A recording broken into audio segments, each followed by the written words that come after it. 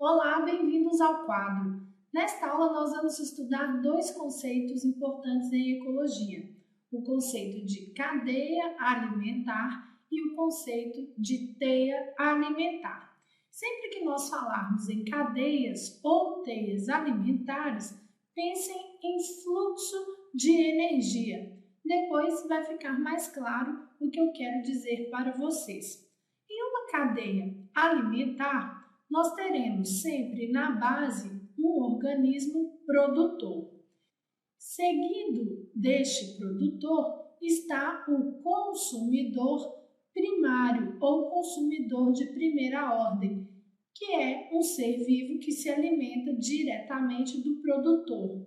Seguido do consumidor primário está o consumidor secundário ou de segunda ordem, que é um ser vivo que se alimenta diretamente do consumidor primário.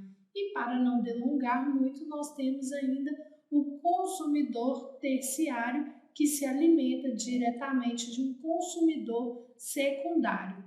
Para exemplificar, nós podemos considerar como produtor o fitoplâncton, que são organismos microscópicos que vivem em ambientes aquáticos e que são fotossintetizantes. Os camarões se alimentam diretamente do fitoplâncton, algumas espécies de camarão. E quem gosta de comer camarão são os salmões. Então, o salmão se alimenta de camarão, enquanto o urso se alimenta de salmões. Fazendo então a ligação, o fitoplâncton é o produtor, o camarão é o consumidor primário, o salmão é o consumidor secundário e o urso é o consumidor terciário. Nós vemos aqui uma cadeia alimentar e esta cadeia descreve uma relação existente entre seres vivos de um mesmo ambiente chamada de predação. A predação é indicada pelas setas. Na ponta da seta, nós temos o predador, então, neste caso, o predador é o camarão, e no início da seta, nós temos a presa, neste caso, o fitoplâncton é a presa do camarão.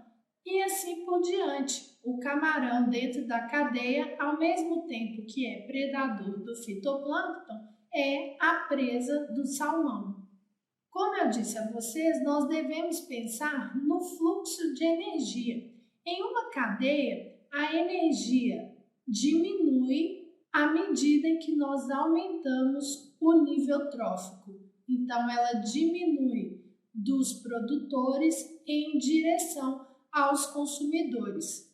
Se nós considerarmos uma segunda cadeia, em que o capim é o produtor, o boi é o consumidor primário e o homem é o consumidor secundário, olha que interessante. Nós, seres humanos, fazemos parte de várias cadeias alimentares, até de uma cadeia simples como essa, com apenas 3 níveis tróficos. Se nós considerarmos incluir os decompositores nesta cadeia, onde eles seriam inclusos? Justamente nesta posição em que eu os coloquei. Os decompositores atuam em todos os níveis tróficos, pois eles se alimentam da matéria orgânica de todos os níveis tróficos, tanto dos produtores quanto dos consumidores. A função principal dos decompositores é justamente